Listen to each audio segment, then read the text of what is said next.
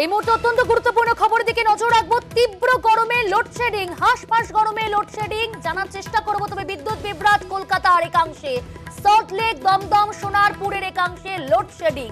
Transmission লাইনে বিভ্রাটে জরুরি ভিত্তিতে কাজ ইতিমধ্যে শুরু করেছে বিদ্যুৎ দপ্তর। দ্রুত পরিষেবা স্বাভাবিক করতে তৎপর বিদ্যুৎ দপ্তর।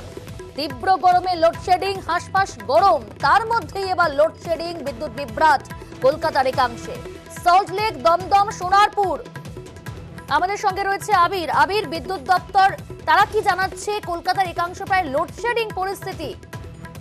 দেখো, যে সমস্ত জায়গাতে এই বিদ্যুৎ না থাকার ঘটনা নিয়ে অভিযোগ আসতে শুরু করেছে সেটা দুটি ক্ষেত্রে, এক সিএসসি এবং অবশ্যই হচ্ছে রাজ্য বিদ্যুৎ বন্টন সংস্থারও কতগুলি জায়গা রয়েছে, যেটা দুটি সংস্থা থেকেই যেটা জানতে পারা যাচ্ছে। প্রথমত হচ্ছে এক ওভারলোডিং, দ্বিতীয়ত হচ্ছে ওভারলোডিং এর কারণের জন্য হচ্ছে যে ট্রান্সমিটার বা ট্রান্সমিশন পদ্ধতিতে একাধিক জায়গাতে সমস্যার লক্ষ্য করতে পারা গিয়েছে।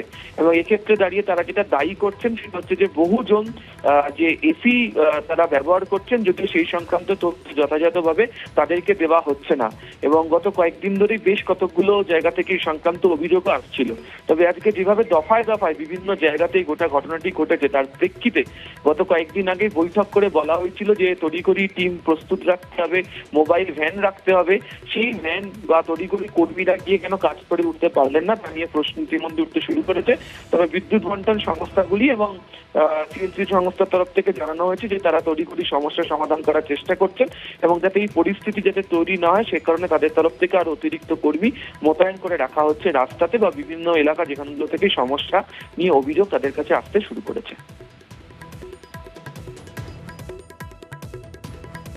বেশ, আপনাদের জানাবো তীব্র গরমে লোডশেডিং মূলত দুটি কারণ ইতিমধ্যে বিদ্যুৎ দপ্তরের তরফ থেকে জানানো হচ্ছে। একদিকে দ্রুত পরিষেবা স্বাভাবিক করতে তৎপর বিদ্যুৎ দপ্তর। বিদ্যুৎ দপ্তরের বিবৃতি ইতিমধ্যে বিদ্যুৎ সরবরাহ লাইনের যান্ত্রিক ত্রুটির কারণে বিস্তীর্ণ এলাকায় লোডশেডিং।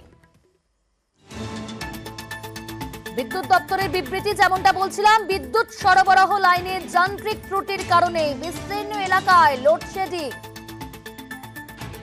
ইতিমধ্যে বিবৃতি জারি করা হয়েছে বিদ্যুৎ দপ্তরের তরফ থেকে। বিদ্যুৎ সরবরাহ লাইনে যান্ত্রিক ত্রুটি আর সেই কারণে বিস্তীর্ণ এলাকায় লোডশেডিং।